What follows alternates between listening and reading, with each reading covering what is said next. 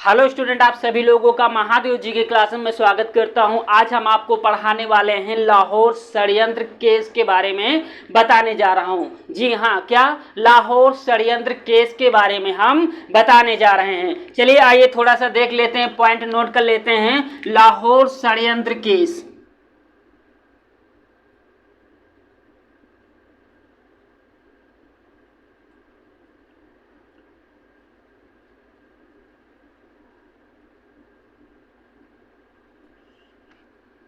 लाहौर षड्यंत्र केस।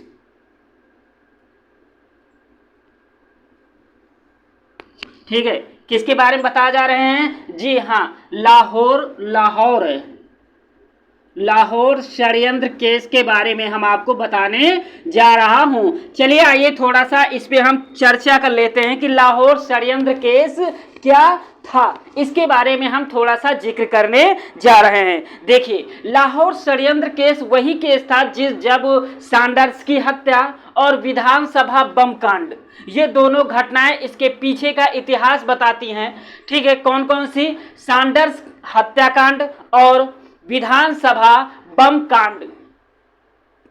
उस समय HSRA मतलब हिंदुस्तान सोशलिस्ट रिपब्लिक एसोसिएशन के सदस्यों सहित कुल 18 क्रांतिकारियों को देशद्रोह का मुकदमा और इन पर हत्या का भी मुकदमा दर्ज किया गया था। इसी को लाहौर षड्यंत्र केस के नाम से जाना जाता है। समझ गए?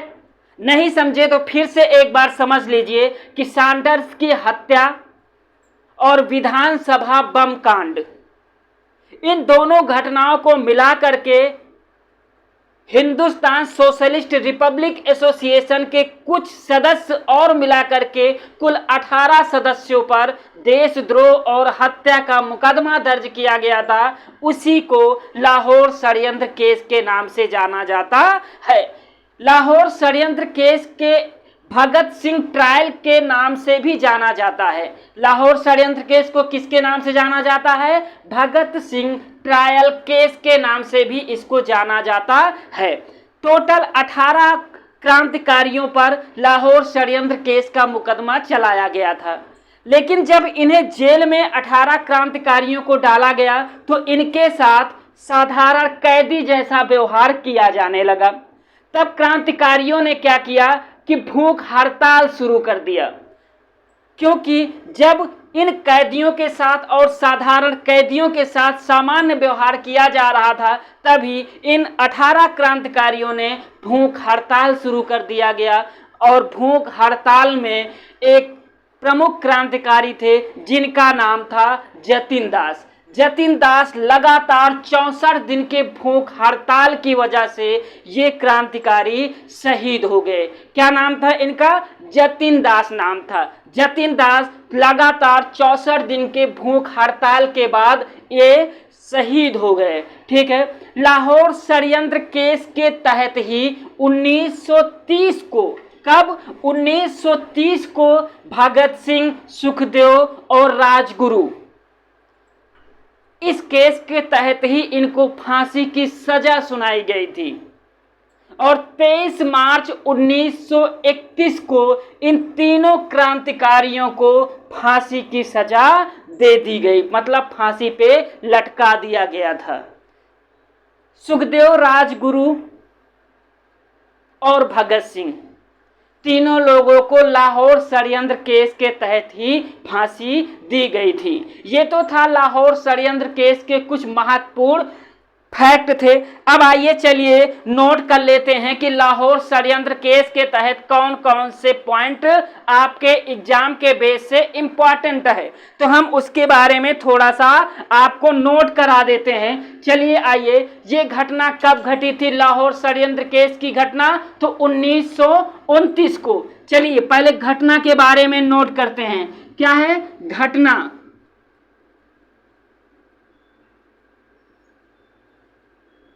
ये घटना कब घटी थी? ये घटना 1929 को घटी थी। ठीक है, पहला पॉइंट ये हो गया। दूसरा पॉइंट क्या हो गया, लाहौर षड्यंत्र केस को और किस नाम से जाना जाता है, तो इसको भगत सिंह ट्रायल के नाम से जाना जाता है।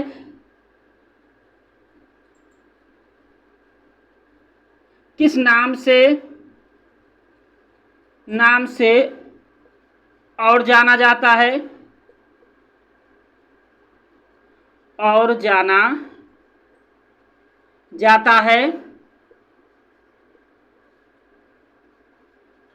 किस नाम से जाना जाता है, भगत सिंह ट्रायल के नाम से। लाहौर षड्यंत्र केस को भगत सिंह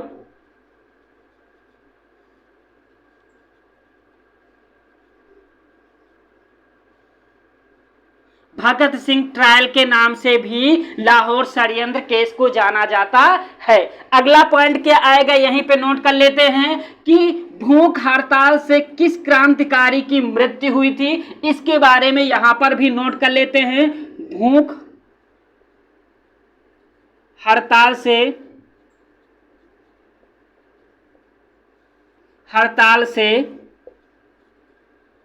किस क्रांतिकारी की मृत्यु हुई थी,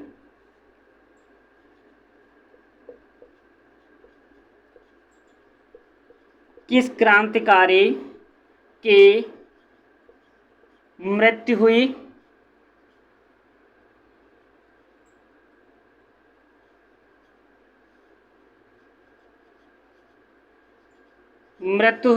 तो जतिन दास की।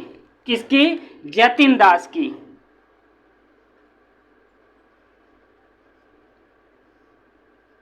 जतिन दास, ठीक। 64 दिन भूख हड़ताल।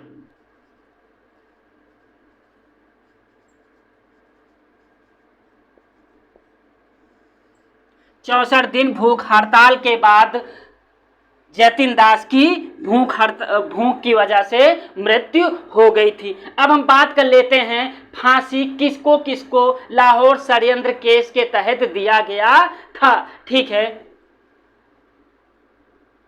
चलिए फांसी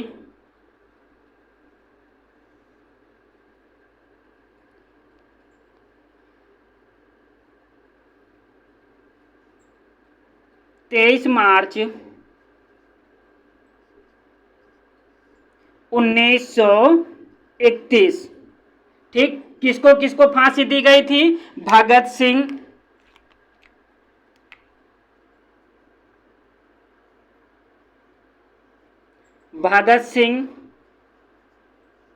सुखदेव, भगत सिंह सुखदेव और राजगुरु।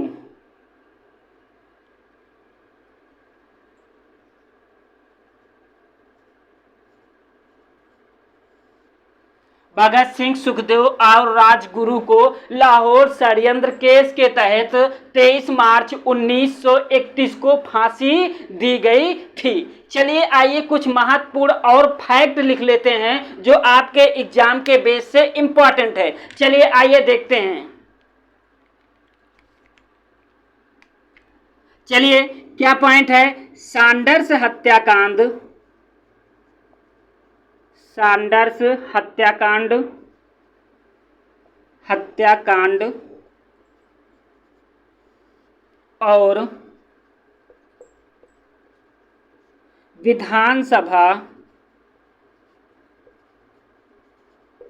और विधानसभा बम कांड सहित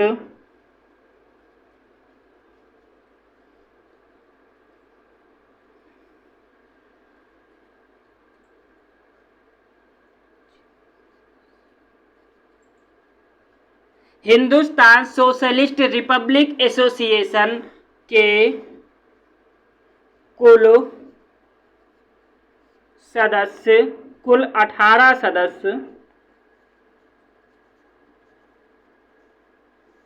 सदस्य पर लाहौर षड्यंत्र केस के तहत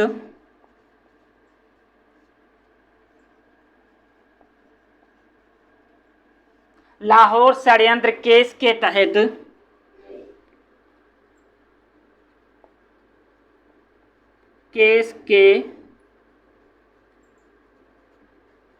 तहत राजद्रोह,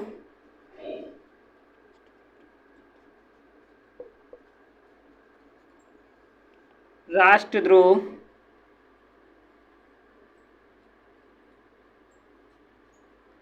और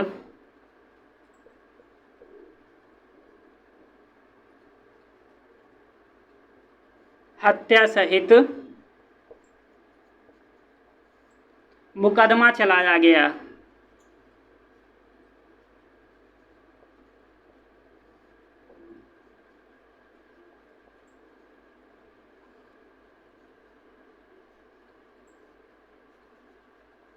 मुकदमा चलाया गया था। आइए कुछ और महत्वपूर्ण फैक्ट की बात हम कर लेते हैं। इसमें क्या हुआ कि साधारण कैदियों की तरह साधारण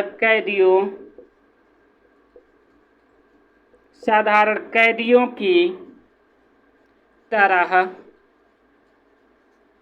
इन 18 क्रांतिकारियों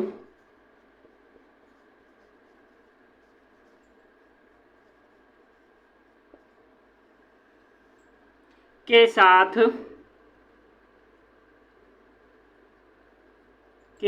व्यवहार किया जा रहा था।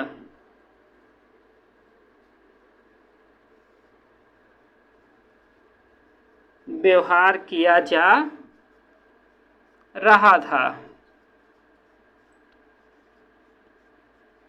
तब इन क्रांतिकारियों ने भूख हड़ताल शुरू कर दी। तब इन 18 नौजवान क्रांतिकारी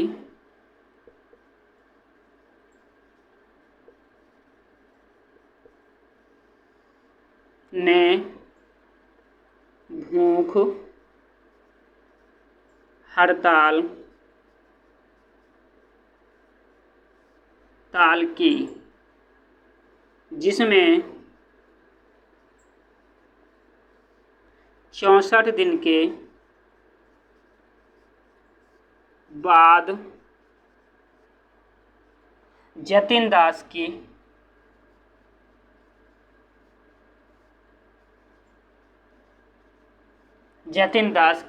मृत्यु हो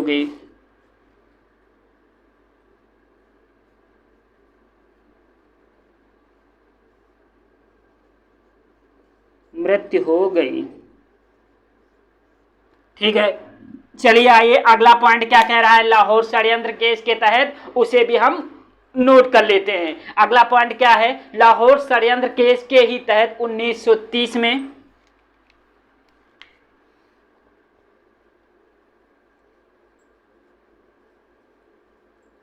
लाहौर षड्यंत्र केस के तहत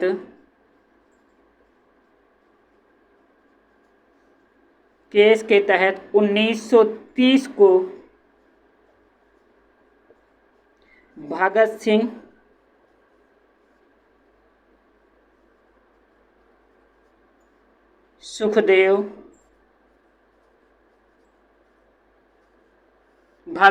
सुखदेव, और राजगुरु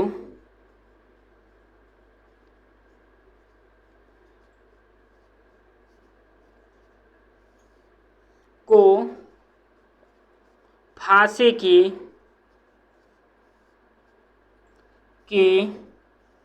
सजा हुई।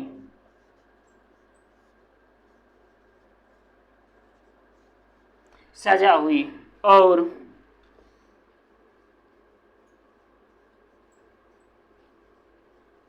23 मार्च 1931 को फांसी दे दी गई।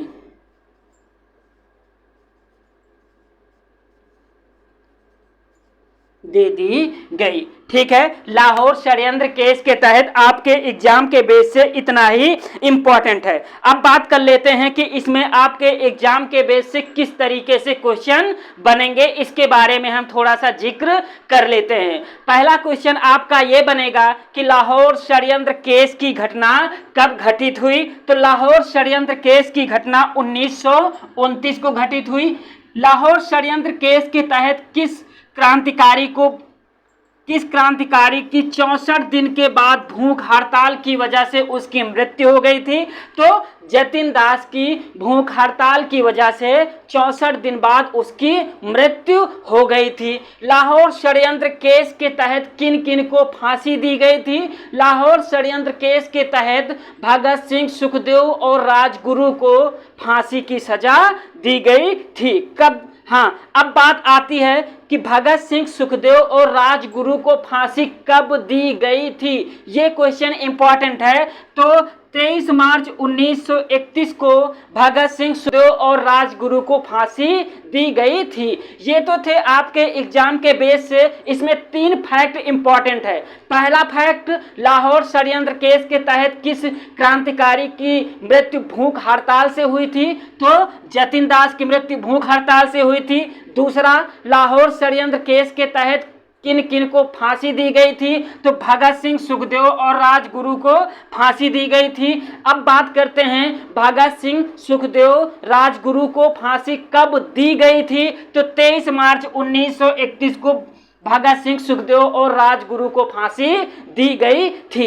ये था लाहौर षड्यंत्र केस के प्रमुख घटनाएं थी जो आपके एग्जाम के बेस से इंपॉर्टेंट है।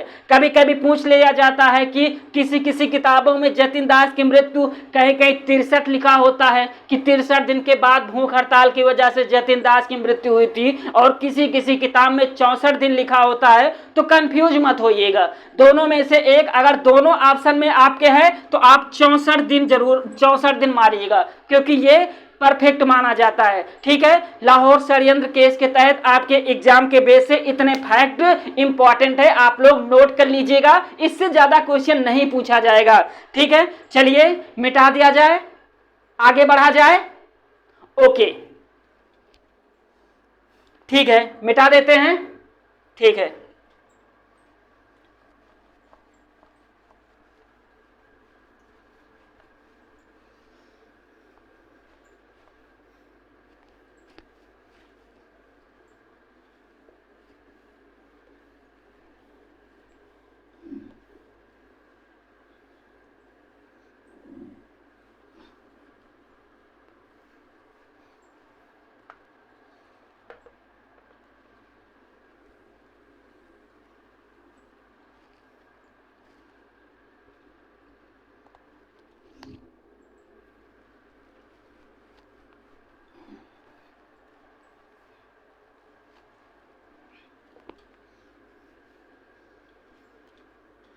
चलिए अब आगे एक महत्वपूर्ण घटना है जिसको हम शॉर्टकट में क्या लॉन्ग में ही थोड़ा सा बताते हैं। चंद्रशेखर आजाद और यशपाल की क्रांतिकारी आंदोलन के बारे में हम आपको बताने जा रहे हैं। किसके किसके बारे में? चंद्रशेखर आजाद और यशपाल दोनों की क्रांतिकारी आंदोलन के बारे में बताने जा रहा हूं। चलिए थोड़ा सा नोट कर लीजिए हेडिंग क्या, चंद्रशेखर आजाद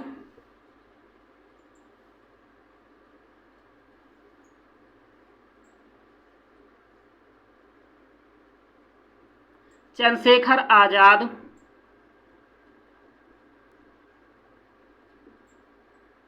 और यशपाल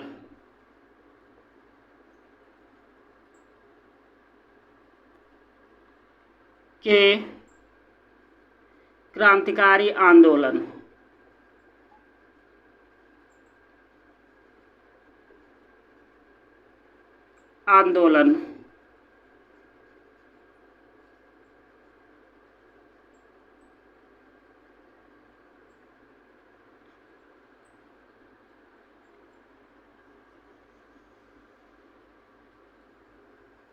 ये चीज आप लोग जरूर याद रखिएगा।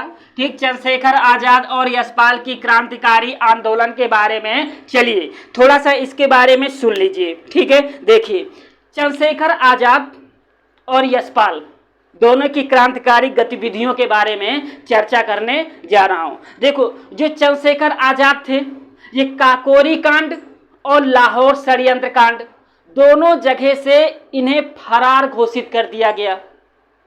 जब इनको फरार घोषित कर दिया गया तो इन्होंने अपनी गतिविधियों को भूमिगत तरीके से प्रचार प्रसार करना, संचालन करना शुरू कर दिया।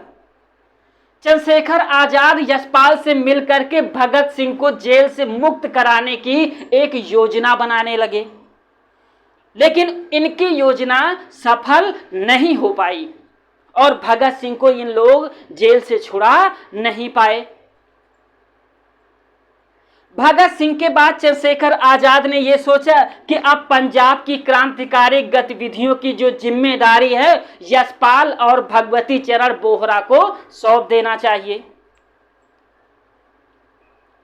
तो ठीक है, चंद्रशेखर आजाद ने यशपाल और भगवती चरण बोहरा को पंजाब की क्रांतिकारी जिम्मेदारियों की जिम्मेदारी सौंप दी। या हम ये कह सकते हैं कि अब पंजाब में क्रांतिकारी गतिविधियों की जिम्मेदारी यशपाल और भगवती चरण बोहरा को सौंप दिया गया।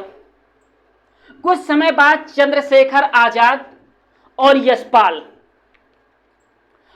दोनों लोगों ने मिल करके उस समय जो गवर्नर थे, जिनका नाम था लॉर्ड इरविन, क्या नाम था? Lord Irwin. लॉर्ड इरविन को मारने का एक प्लान बनाया गया और ये प्लान कुछ इस तरीके से बनाया गया कि जब ये लॉर्ड इरविन ट्रेन से जब सफर करेगा तो हम इसकी बोगी को ही, ट्रेन की बोगी को ही उड़ा देंगे। दोनों ने प्लान बनाया। जब वो ट्रेन से गुजर रहा था लॉर्ड इरविन, तब इन लोगों ने धमाका किया। लेकिन जब धमाका किया तो ट्रेन के 3 डिब्बों के फरकच्चे उड़ गए, लेकिन फिर भी लॉर्ड इरविन बाल बाल बच गया। ठीक है, 23 दिसंबर 1930 को जो पंजाब का गवर्नर था उसको मारने का एक प्लान बनाया गया, क्योंकि वो उस समय पंजाब में क्रांतिकारियों को बहुत परेशान कर रखा था। लेकिन सोचा गया कि इसको मारने का प्लान बनाया कैसे जाए। लेकिन उसी समय पंजाब यूनिवर्सिटी का जो दीक्षांत भाषण होता है उसको देने के लिए ये पंजाब का गवर्नर दीक्षांत भाषण देने के लिए जब स्टेज पर आया, तब वहीं पर बैठे हुए क्रांतिकारी जिसका नाम था हरकिशन ने क्या किया कि पंजाब के गवर्नर पर गोली चला दी। लेकिन जब पंजाब के गवर्नर पर हरकिशन ने गोली चलाई तो वो घायल हो गया, लेकिन फिर भी ये मरा नहीं।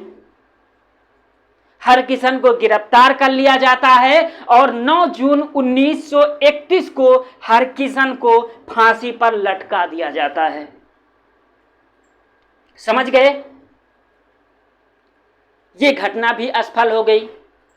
लेकिन 27 फरवरी 1931 को, याद रखिएगा डेट, 27 फरवरी 1931 को चंद्रशेखर आजाद, यशपाल और सुरेंद्र पांडे, कौन कौन? चंद्रशेखर आजाद, यशपाल और सुरेंद्र पांडे इलाहाबाद आए थे। क्योंकि चंद्रशेखर आजाद जो थे यशपाल को रूस भेजना चाहते थे ताकि वहां से कुछ मदद मिल सके। कुछ समय बाद चंद्रशेखर आजाद फिर इलाहाबाद के अल्फ्रेड पार्क में आए और अपने एक क्रांतिकारी मित्र जिनका नाम था सुखदेव राज, क्या नाम था? सुखदेव राज के साथ कुछ आगे का प्लान बनाने लगे। लेकिन जब ये प्लान बना ही रहे थे तभी उसी समय पुलिस आ जाती है। जब पुलिस आ जाती है तब दोनों चारों तरफ से घेर लिए जाते हैं और घेरने के बाद सुखदेव राज और चंद्रशेखर आजाद इलाहाबाद के अल्फ्रेड पार्क में ही दोनों शहीद हो जाते हैं। शहीद होने के बाद अब HSRA, Hindustan socialist Republic association के बिखरे हुए क्रांतिकारियों को इकट्ठा करने की जिम्मेदारी किस पे आ गई? यशपाल पे आ गई। HSR के क्रांतिकारियों ने अपना अगला नेता यशपाल को चुना। यशपाल ने बिखरे हुए क्रांतिकारी समूह को इकट्ठा किया और भूमिगत तरीके से अपनी योजनाओं को संचालित करने लगे, क्रांतिकारी गतिविधियों का अंजाम देने लगे। लेकिन 23 जनवरी 1932 को यशपाल किसी से मिलने के लिए इलाहाबाद आते हैं और इलाहाबाद में कोई उनकी मुखबिरी कर देते हैं। यशपाल को पुलिस द्वारा गिरफ्तार कर लिया जाता है, उन पर मुकदमा चलाया जाता है और यशपाल को 14 साल की कठोर कारावास की सजा सुनाई जाती है। लेकिन जब 1937 में जब यूपी विधानसभा का जब चुनाव हुआ और यूपी के मुख्यमंत्री पंडित गोविंद बल्लभ पंत जब मुख्यमंत्री बने, तब इन्होंने यशपाल को बिना किसी शर्त के रिहा कर दिए। ये तो था चंद्रशेखर आजाद और यशपाल की क्रांतिकारी गतिविधियों का प्रमुख तथ्य थे। अब आइए थोड़ा सा इसको नोट कर लेते हैं, ठीक है? चलिए आइए।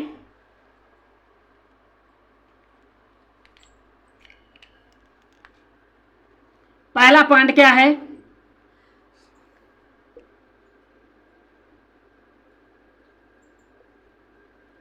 सैंडर्स हत्याकांड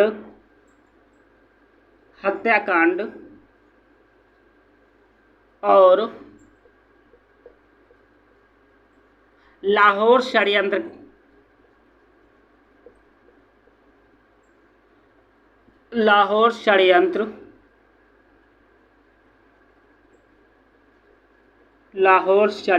केस दोनों जगह से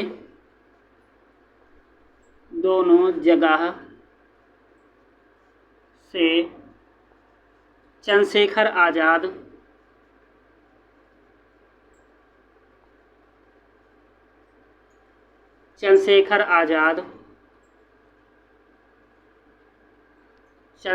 आजाद फरार घोषित कर दिए गए।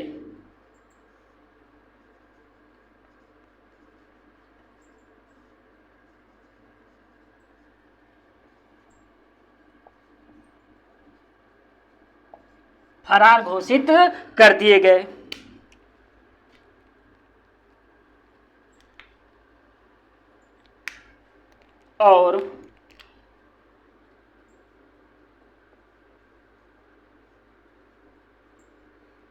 यशपाल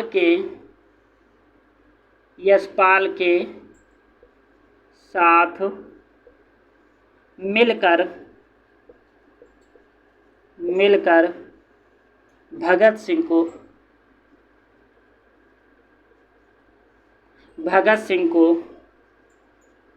जेल से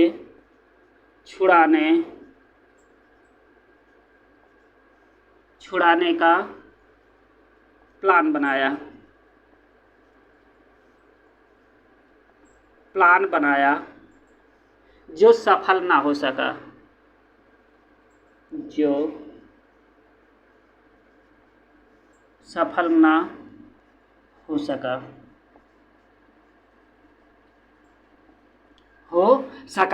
चलिए आइए अगला पॉइंट नोट कर लेते हैं। अगला पॉइंट क्या है कि चंद्रशेखर आजाद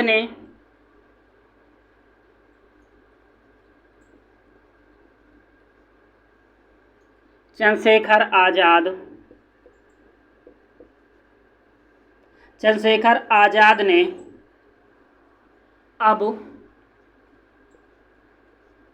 पंजाब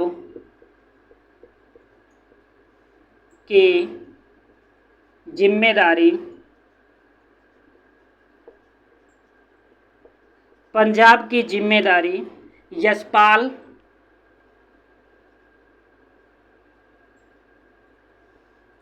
और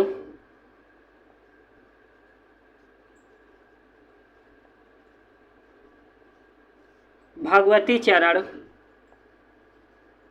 बोहरा को सौंपा। ठीक है, ये पॉइंट भी आपके एग्जाम के बेस से इम्पॉर्टेंट है। लेकिन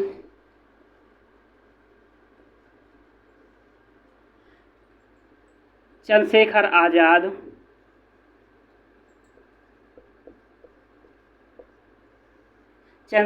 आजाद और यशपाल, चंद्रशेखर आजाद और यशपाल ने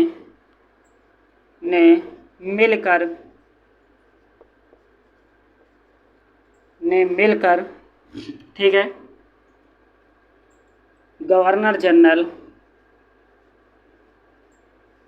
जनरल को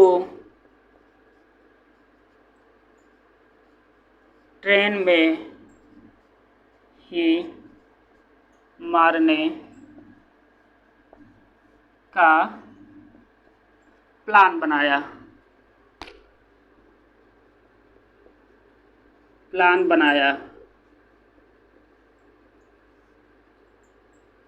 लेकिन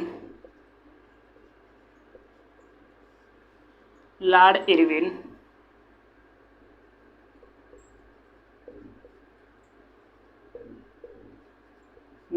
इरविन बाल बच गया।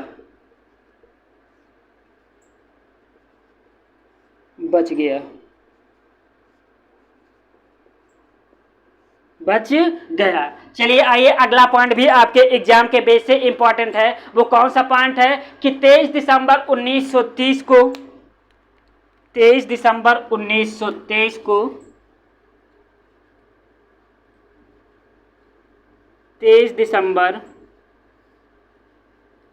1930 को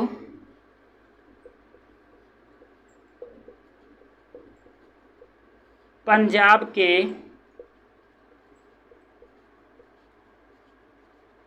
गवर्नर को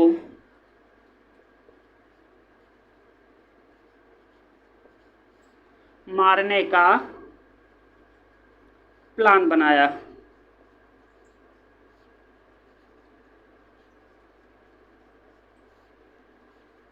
गया। जब वो पंजाब यूनिवर्सिटी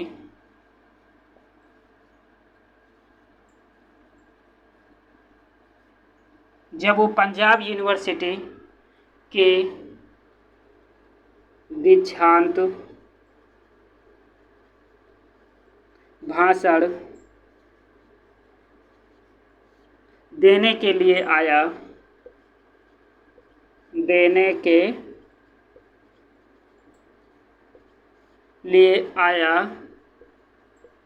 तो क्रांतिकारी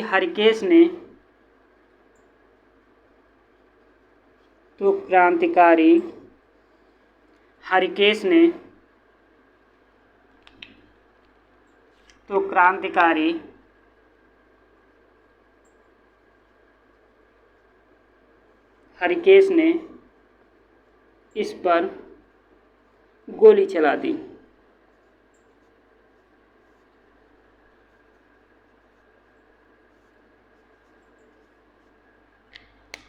घायल हो गया।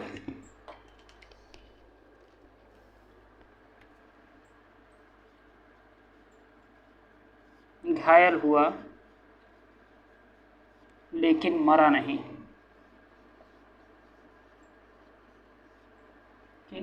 बच गया।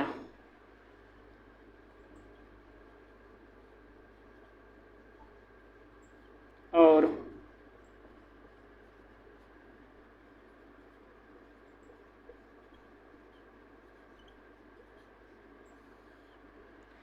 ठीक है, और हरकिशन को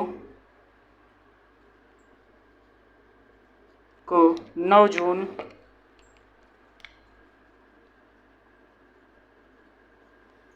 1931 को 9 जून 1931 को फांसी दे दी गई।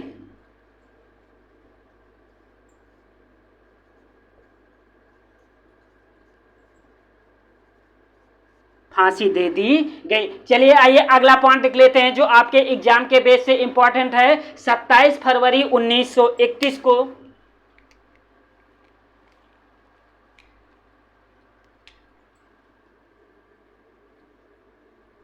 27 फरवरी 1931 को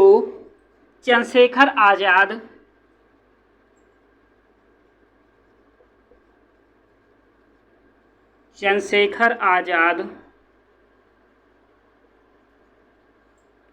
यशपाल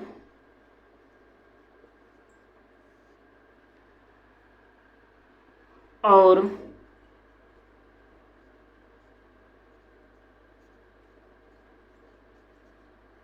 सुरेंद्र पांडे तीनों इलाहाबाद आए थे।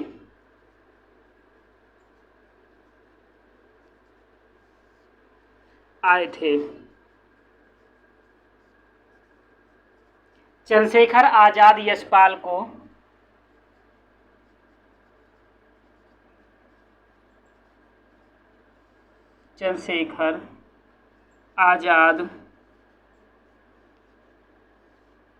चंद्रशेखर आजाद यशपाल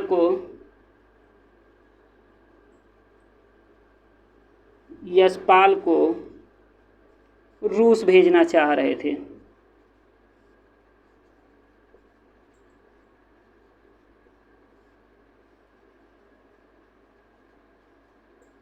भेजना चाहते थे जिससे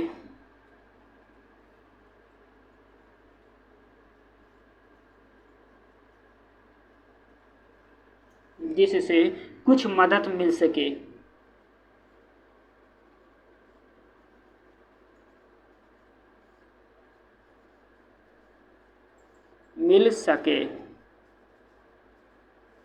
ठीक है, चलिए आइए अगला पॉइंट नोट कर लेते हैं।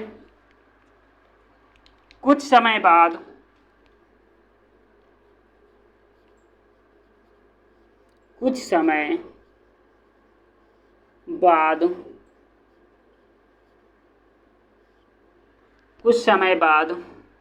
चंद्रशेखर आजाद